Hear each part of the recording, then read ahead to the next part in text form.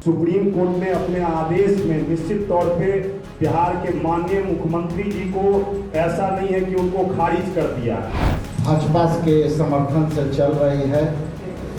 इनके परीक्षार्थियों के समस्याओं पर कोई ध्यान नहीं दिया गया। पेपर लीक हो रहे हैं तो मेरा गंभीर आरोप है लोक सेवा आयोग पर कि वो निष्पक्ष काम नहीं कर रहा। लेकिन यहाँ के निकम्मी सरकार उनकी बातों को सुनने से इनकार कर रही है। नमस्कार, मेरा नाम प्रिंस मिश्रा है और आप लाइव सिटीज देख रहे हैं। अभी हमारी मौजूदगी जो है सदाकत आश्रम में है। सदाकत आश्रम में लगातार जिस तरीके से अब जो है चुनावी साल है, 2025 का चुनावी साल है, ऐसे में लगातार अब कांग्रेस पार्टी एक्टिव हो गई है और आरोप प्रत्यारोप का जो दौर है वो काफ़ी अब चरम पर पहुंच गया है। इसी कड़ी में जो है 70वीं बीपीएससी को लेकर जिस तरीके से छात्र गर्दनी बाग में आंदोलित थे, छात्र जो है पटना हाईकोर्ट का भी रुख किया था उन्होंने, और साथ ही साथ जो है सुप्रीम कोर्ट का भी रुख किया था, लेकिन दोनों न्यायालय से जो है मामला खारिज कर दिया गया। अब जो है सदाकत आश्रम में कांग्रेस की जो प्रदेश अध्यक्ष है राजेश कुमार राम, उन्होंने साफ तौर पे कह दिया है कि खारिज तो हो गया, न्यायालय का हम सम्मान करते हैं, लेकिन जब तक हम लोगों की परीक्षा कैंसिल नहीं हो जाता तब तक हम लोग जो है लड़ाई लड़ते रहेंगे। वहीं आयोग पर उन्होंने बड़ा बयान दे दिया है। उन्होंने साफ तौर पर कह दिया है कि जदयू और भाजपा की सरकार मिलकर जो है गुजरात के व्यक्ति को जो है आयोग में बैठा रखा है और अपनी मनमानी करवाते हैं। ऐसे में राजेश कुमार राम क्या कुछ कर उनके बयानों को सुनाते हैं।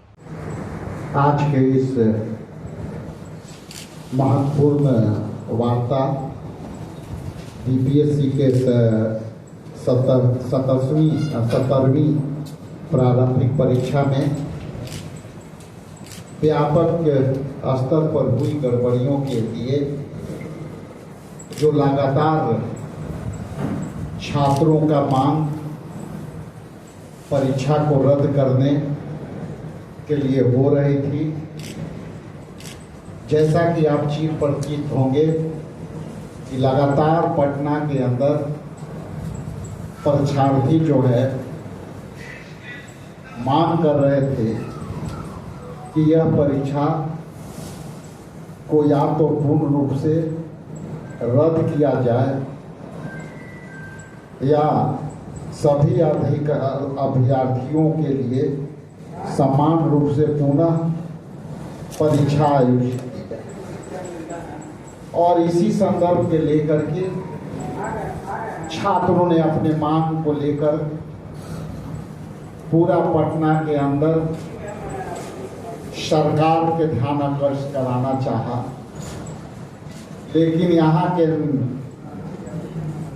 जो डबल इंजन की सरकार है, भाजपा के समर्थन से चल रही है, इनके परीक्षार्थियों के समस्याओं पर कोई ध्यान नहीं दिया गया। अंत पर सड़कों पर लाठियां खाते रहे, भूखे प्यासे जाड़े में ठंड में गर्दनी बाग में धरना देते रहे। कई छात्रों को लाठियां में सर टूटी, सर फटे, गर्दन के रीढ़ टूटे और एक सोनू कुमार छात्र को उसी आंदोलन में मृत्यु हो गई। लेकिन यहाँ के निकम्मी सरकार उनकी बातों को सुनने से इनकार कर दिया। मजबूरन जब इनकी बात आंदोलन से नहीं मानी गई तो मजबूरन सारे बच्चों को माननीय सर्वोच्च न्यायालय जाना पड़ा और सर्वोच्च न्यायालय में माननीय सर्वोच्च न्यायालय ने इस याचिका को ना स्वीकार नहीं किया और हाई कोर्ट के उस आदेश को बरकरार रखा जिसमें परीक्षा प्रक्रिया को वैध ठहराया गया था। समान रूप से पुनः परीक्षा आयोजन किए जाने को लेकर, क्योंकि एक परीक्षा को दो अलग अलग सेट और चयन दरों के बीच का असंतुलन संविधान के अनुच्छेद 14 और 16 का घोर उल्लंघन है। इसलिए मैं यहाँ आपके बीच उपस्थित होकर के भारतीय राष्ट्रीय कांग्रेस पार्टी के अपना पक्ष रखना चाहती है और ये पक्ष रखना चाहती है कि संजीव मुखिया जो सरकार के समर्थक है, जो नालंदा से बिलोंग करता है, नीट पेपर लीक के मुख्य सरगना है और आज ही मीडिया में ये बात आई कि पुलिस ने गिरफ्तार किया, लेकिन हम लोग का जो सूत्र है वो पता चला है कि वो आत्मसमर्पण किया है। पुलिस इसे ढूंढने में नाकाम रही, सरकार के पसीना छुटाते रहा और जब ये सर्वोच्च न्यायालय के फैसले आए, हालांकि सर्वोच्च न्यायालय के फैसला छात्रों के हित में नहीं है, लेकिन सरकार ने आज संजीव मुखिया को और वहां के पुलिस कह रही है कि हम गिरफ्तार किया है, लेकिन मेरा सूत्र स्पष्ट कर रहा है कि उसने आत्मसमर्पण किया। उनकी धर्मपत्नी जो है एलजेपी के उम्मीदवार रही है, तो सरकार से आपके तमाम मीडिया साथी से सवाल करते हैं कि ये बता दें कि ये सरकार के लोग हैं या नहीं। कांग्रेस पार्टी के तमाम कार्यकर्ता, छात्र, आंदोलित छात्र यह जानना चाहती है कि ये जो मैंने नाम लिया उस नाम से सरकारी तंत्र की और सरकार में बैठे नेताओं के उनसे संबंध है कि नहीं। इसी संदर्भ में जैसा कि हमारे गरीबदास जी यहाँ उपस्थित हैं, युवा कांग्रेस के अध्यक्ष, हमारे दाहिने तरफ राजेश राठौड़ जी हैं, और हम लोग जब बात कर रहे थे तो बड़ा ही आश्चर्यजनक बातें सामने आई और वो है अध्यक्ष के लेकर। लोक सेवा के अध्यक्ष ये दूसरे राज्य से यहां आकर के अध्यक्ष बने हैं, तो ये सवाल भी स्पष्ट करता है कि क्या बिहार में लोक सेवा आयोग में अध्यक्ष रहने लायक कोई योग्य व्यक्ति नहीं मिला। यदि ऐसा मंशा है तो मेरा सरकार से सीधे सवाल है कि आप ये बताने का, सरकार डबल इंजन की सरकार खास करके बीजेपी, ये बताने का कृपा करे कि क्या बिहार में लोक सेवा के अध्यक्ष लाभ कोई है या नहीं है। यदि है तो क्या बिहार के सपूत या बिहार के बेटा को क्यों नहीं उस पद पर बैठाया और दूसरे राज्य के लोग यदि यहाँ ला करके रख रहे हैं और यदि ये गड़बड़ियां हो रही है, घोटाले परीक्षा में हो रहे हैं, पेपर लीक हो रहे हैं, तो मेरा गंभीर आरोप है लोक सेवा आयोग पर कि वो निष्पक्ष काम नहीं कर रहा है। आगे मैं बताता चलूं कि मेरी संवेदना, मेरी पूरी संघर्ष हम उन प्रतियोगी परीक्षार्थियों को भारतीय राष्ट्रीय कांग्रेस पार्टी के तरफ से, हमारे युवा कांग्रेस NSY के तरफ से, हमारे प्रदेश कांग्रेस कमेटी के तरफ से उनकी जो भी मांगे हैं उस मांग के साथ हमारा सारा फ्रंटियर ऑर्गेनाइजेशन उनके साथ खड़ी है और हम पूरी ताकत से उनके साथ खड़े रहेंगे। अंत में मैं इतना जरूर कह दूं कि हम किसी भी कीमत पर अपने युवाओं के अधिकारों से समझौता नहीं करने वाले हैं और यहाँ जिस तरह से बेरोजगारी है, पलायन किए हुए हैं लोग, यहाँ कोई इंडस्ट्री नहीं है और जो बच्चे 24 घंटे में 12 घंटे 18 घंटे पढ़ते हैं उनके भविष्य के साथ जो खिलवाड़ कर रहे हैं, युवा कांग्रेस, प्रदेश कांग्रेस कमेटी, अखिल भारतीय कांग्रेस कमेटी और एनएसवाई ये कभी कदापि बर्दाश्त नहीं करेगी। हम इस गतिविधि को रोकने के लिए जो भी सहयोग पड़ेगा युवाओं को। संस्थाएं हैं, खास करके जो बिहार सरकार के नॉमिनेटेड होते हैं, आप राजभवन से उसको जोड़ के देखते हैं, पिछले बार कई घोटाले हुए यूनिवर्सिटियों में और सभी पाए गए कि बाहर।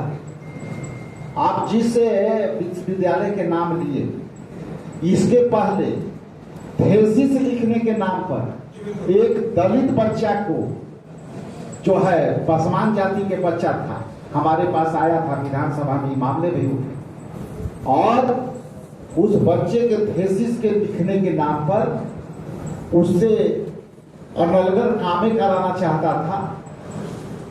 वो जो है जब वो इनकार किया तो उसके सारे थेसिस पर स्याही जो है और वो कागज कलम से वो सारा उसका थेसिस लिखा था और हम लोग चिल्लाते रहे विधानसभा। इसकी उत्तर जैसा कि हम लोग जानते हैं, सरकार गोल गोल जवाब देगी और इनकी सरकार की जवाब सरकार और मंत्री और मंत्रिमंडल परिषद के नहीं होता है, वो सीधे पदाधिकारी जो लिख के दे देते हैं और वो जो है वही प्रकाशित हो जाता है। इसलिए आप 90% यूनिवर्सिटियों, 90% जो है आयोग में चयन में, ये सरकार कहां से किसको ला के बैठा देगी ये कहना बड़ा मुश्किल है। मैं भी मगध यूनिवर्सिटी का सीनेट मेंबर और जब वहां इसके पहले जो गवर्नर थे उनके सामने मेरे सामने पीड़ा भी और इस विषय को लेकर के कि मेरे जिले में एक विद्यालय था, वो प्यून से रोस्टर के विरोध में प्यून से ऊपर उठकर वो अकाउंटेंट के काम कर रहा था और सारी फाइनेंशियल गतिविधियां हो रही। इसलिए मेरा ये कहना है कि ये जो सरकार है ये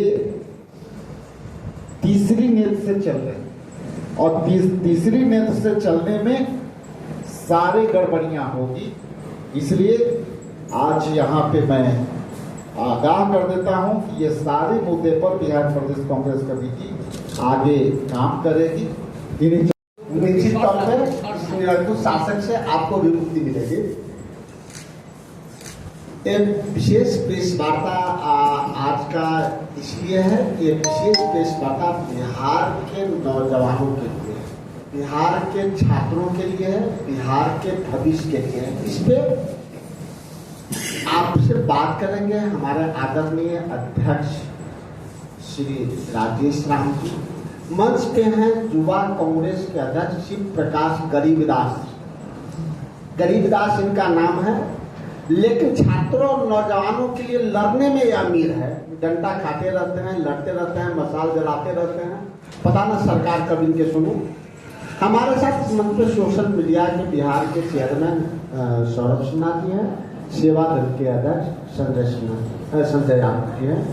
हम पहले क्योंकि नौजवान छात्रों का मामला है, बिहार के भविष्य के मामला है, तो नौजवानों की गिनती बात हम अनुरोध करेंगे सर्वप्रथम गरीबदास जी आपसे बात करें।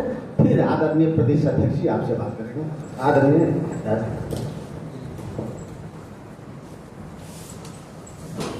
चलिए, बहुत बहुत धन्यवाद। इस प्रेस कॉन्फ्रेंस में हमारे जितने भी electronic media, print media, digital media के सम्मानित हमारे पत्रकार साथी हैं, हमारे सम्मानित प्रदेश अध्यक्ष जी राजेश सर, हमारे राजेश राठौर जी, हमारे सौरभ जी, संजय जी, मैं आप सबों का आज के इस प्रेस कॉन्फ्रेंस में बहुत ही स्वागत करता हूं, अभिनंदन करता हूं।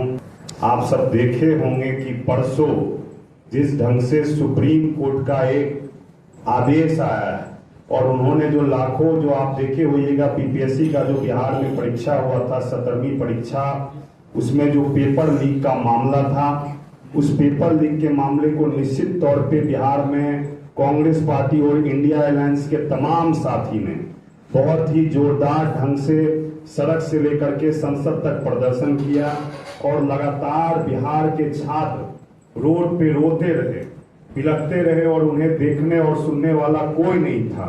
उस परिस्थिति में हमारे नेता जननायक राहुल गांधी जी भी बिहार आकर के उनके आंसू को पोंछने का काम किया और लगातार उनके संघर्षों को अपना संघर्ष बना करके, चाहे लोकसभा हो चाहे सुप्रीम कोर्ट हो, उसमें कांग्रेस पार्टी लगातार उनकी लड़ाई को लड़ने का काम किया।